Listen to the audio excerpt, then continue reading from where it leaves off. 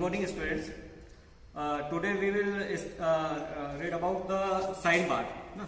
यहाँ पे आपको अलग अलग इक्विपमेंट्स और पार्ट्स वगैरह दिख रहे होंगे। तो साइन बार का आज अपन एक्सपेरिमेंट करेंगे। साइन बार में एक्चुअल में अपन टेपर्स निकालेंगे, एंगल निकालेंगे। ये एक्चुअल में होता है एग्जैक्ट एंगल या एक्यूरेट एंगल को या प्रिसाइज एंगल को मेजर करता है, ठीक है, अप टू 45 डिग्री, ठीक है। 45 के अबव अपन एंगल यूज करते हैं तो ये बेवल प्रोटेक्टर वगैरह का भी यूज करते हैं। इसके रेंज 0 से 360 डिग्री होती है। बट फिर क्वेश्चन ये आता है कि why we use sine bar instead of bevel protractors. तो बेवल प्रोटेक्टर क्या होता है, 1 ईयर बेवल प्रोटेक्टर में हमने पहले भी रीड किया था। ये 5 मिनट्स का रेंज के लिए होता है। इसका लेस काउंट 5 मिनट्स होता है। जबकि आप साइन बार को यदि यूज करोगे तो साइन बार का लेस काउंट आपका 0 होता है, ठीक है। देखिए अप टू 1 मिनट तक ये रीड कर पाएगा, ठीक है।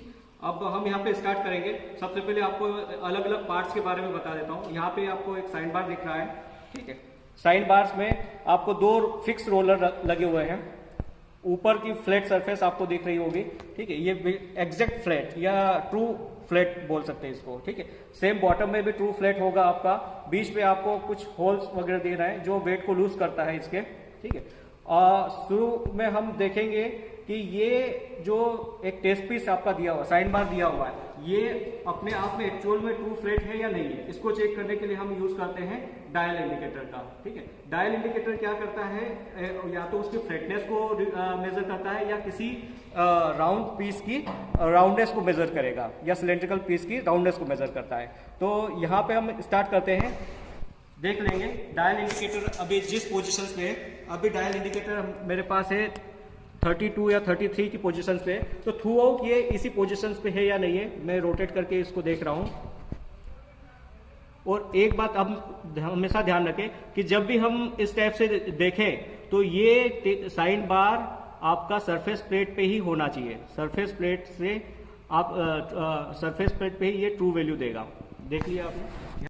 तो साइन बार एक्सपेरिमेंट परफॉर्म करने के लिए हमको नीड है, सबसे पहले एक साइन बार की नीड है। ये आपके सामने दिख रहा होगा। ये आपको साइन बार दिख रहा है फिक्स रोलर के बीच में है। ये फिक्स रोलर एक दूसरे के एग्जैक्ट पैरेलल है, ठीक है। इसका एक्सिस एग्जैक्ट पैरेलल है और दोनों के बीच की डिस्टेंस 100 mm है। साइन बार आपके 100 mm में भी हो सकता है, 150 mm में भी हो सकता है, 200 में भी हो सकता है, 300 में भी हो सकता है। वो डिपेंड करता है, ठीक है। नाउ इसके अलावा हमारे पास एक और टूल की जरूरत होगी। ये है साइन आपका स्लिप गेजेस है या आपका जॉनसन गेज भी इसको बोलते हैं।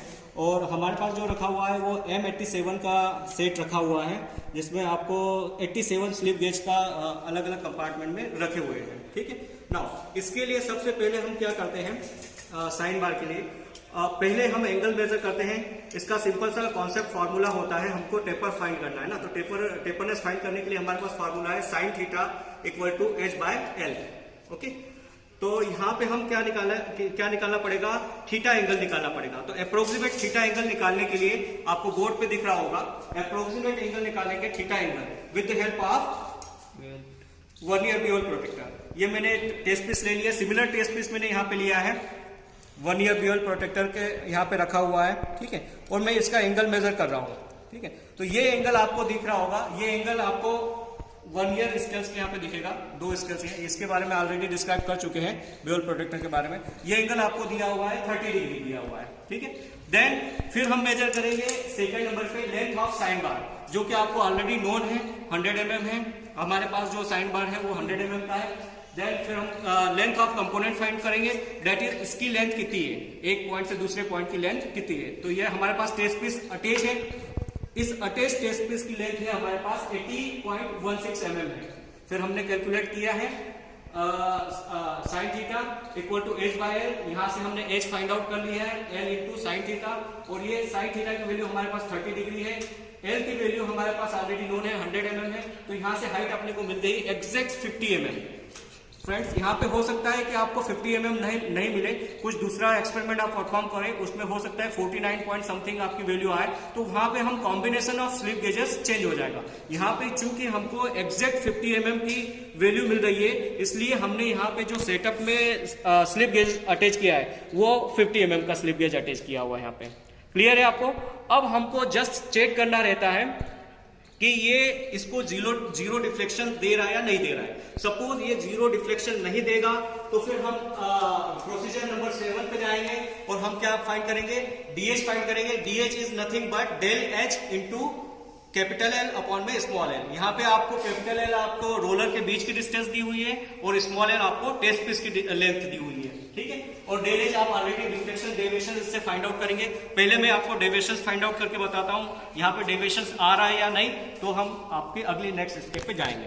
आप देख सकते हैं यहाँ पे मैं धीरे धीरे हल्के से इसको डायल इंडिकेटर को हॉरिजॉन्टली सरफेस प्लेट पे मूव कर रहा हूं। देखिए कुछ आ रहा है, डेविएशंस आ रहा है, यहाँ पे कोई डेविएशंस नहीं दिख रहा है अभी यहाँ पे, ठीक है। दैट मीन्स इसका मीनिंग है हमारा जो 50 डिग्री एंगल लिया है ये आपका एग्जैक्ट एंगल हो गया है, ठीक है। सॉरी 30 डिग्री एंगल है, ये आपका एग्जैक्ट एंगल हो गया है। 7 स्टेप और 8 स्टेप पे हम नहीं जाएंगे। दैट इज न्यू हाइट हमको नहीं लेनी है यहाँ पे। यदि हमारे पास कुछ डेविएशंस आता है यहाँ पे तो हम न्यू हाइट्स लेते हैं। उसमें कुछ भी 0.5 mm का भी डेविएशंस आता है तो 5 mm का स्लिप गेज यहाँ से सिलेक्ट करते, कंबाइन करते। आपको कंबाइन करने का तरीका मैंने ऑलरेडी में एक वीडियो में बता चुका हूँ। आपको रिंगिंग प्रोसेस के थ्रू इसको मतलब ज्वाइंट करना है। रिंगिंग प्रोसेस में आपको क्या करना पड़ेगा, कुछ स्लाइटली एंगल्स पे इसको लेना पड़ेगा, यहाँ से स्लाइड मोशंस देना पड़ेगा। स्लाइड के बाद में आपको 90 डिग्री उसको रोटेट करना पड़ेगा। 90 डिग्री रोटेट करने के बाद में आपको प्रेशर्स देखो उसको अलाइन करना है वापस उसकी ओरिजिनल पोजीशंस पे। तो इस टाइप से आप करोगे तो ये स्लिप गेज दोनों आपस में विथ एक्यूरेसी 0.005 mm की एक्यूरेसी के साथ में ये बॉन्ड हो जाएंगे आपस में। स्टूडेंट अभी हमने देखा था कि ये एक तरफ से फ्लैट था, दूसरा टेपर पीस था। अब हम दूसरा टेस्ट पीस एक ले रहे हैं जो दोनों तरफ से टेपर से। ये आपको दिखा होगा यहाँ पे इधर से भी टेपर दिख रहा है और नीचे की तरफ से भी both side taper cylindrical test piece आपको लिया हुआ है यहाँ पे। अब हम इस पे भी सेम लेते हैं बट यहाँ पे एक इसमें और इस टेस्ट पीस में एक डिफरेंस ये रहेगा कि इसको आप एग्जैक्ट बीवल प्रोटेक्टर से मेजर कर सकते थे इसका एंगल, बट ये दोनों तरफ से टेपर से तो इसका यहाँ पे एग्जैक्ट आप मेजर नहीं कर पाओगे बीवल प्रोटेक्टर के हेल्प से। तो आपको क्या करना पड़ेगा, यहाँ पे हिट एंड ट्रायल मेथड से रैंडमली स्लिप गेजेस का बॉक्स रखा हुआ है, वहां से आपको स्लिप गेजेस की आपको टेंटेटिव हाइट पता करनी है पहले और उस हाइट के अकॉर्डिंग उसको आपको रखना है। यहाँ पे मैंने 2 स्लिप गेजेस का कॉम्बिनेशन लिया है, ठीक है, और उस स्लिप गेजेस को रखा है। अब मैं इसको रेंडमली चेक करूंगा कि ये 0 पे एग्जैक्ट आ रहा है या नहीं आ रहा है, ठीक है। यदि नहीं आ रहा है, कुछ डेविएशंस आएगा तो उसको आगे पीछे हम अगले स्लिप गेजेस सेट करेंगे, ठीक। यहाँ पे मैं स्लोली रन करवा रहा हूँ, थोड़ा जूम करके आप ले लेना। अभी है 70 पे, ठीक है। माइक्रोमीटर के रीडिंग आपको डायल इंडिकेटर की रीडिंग देख रही है 70 पे। मैं इसको हल्के से रोटेट धीरे धीरे आप इसको करोगे, ले जाओगे इंडिकेटर्स को, तो थ्रू आउट एक बार रिटर्न ले आते हैं वापस। मतलब ये अपना एग्जैक्ट पोजीशंस आ रही है, इसकी एग्जैक्ट एंगल आ रहा है। अब इस एंगल को भी आप फाइंड आउट कर सकते हो। कैसे फाइंड आउट करोगे, तरीका वही आपका रहेगा जो पहले भी बता चुका हूँ। एल आपको आइडेंटिफाई है, वैसे भी एज आपने यहाँ से स्लिप गेजेस की हेल्प से आपने हाइट भी मेजर कर लिए, तो साइन थीटा इक्वल टू आपका एच बाई एल यहाँ से ले लोगे। अब मैं इसको फाइनली जब समराइज करेंगे तो आपको कुछ ध्यान इसमें चीजें रखनी है, दो तीन चीजें इसमें ध्यान रखनी है। पहले तो आपको ये जो एक्सपेरिमेंट परफॉर्म करोगे उसको साइन बार को आप फ्लैट सरफेस पे या सरफेस प्लेट पे ही आप लोगे, ठीक है। विदाउट सरफेस प्लेट के ये एक्सपेरिमेंट आप परफॉर्म नहीं कर पाओगे।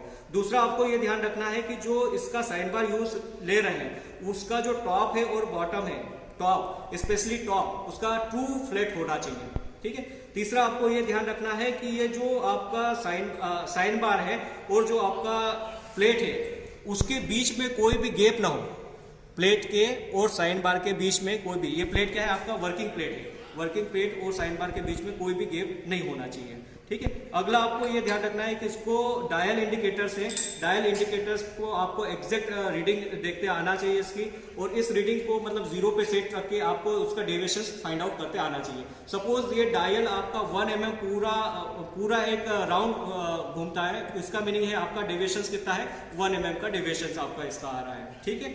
एक और चीज आपको ध्यान रखना पड़ेगी इसकी कि जो रोलर है इसके आइडेंटिकल रोलर है, ये आपका ट्रूली उसके एक्सेस है वो आपका ट्रूली अपना पैरेलल होना चाहिए, फ्लैट पैरेलल होना चाहिए आपस में दोनों के, ठीक।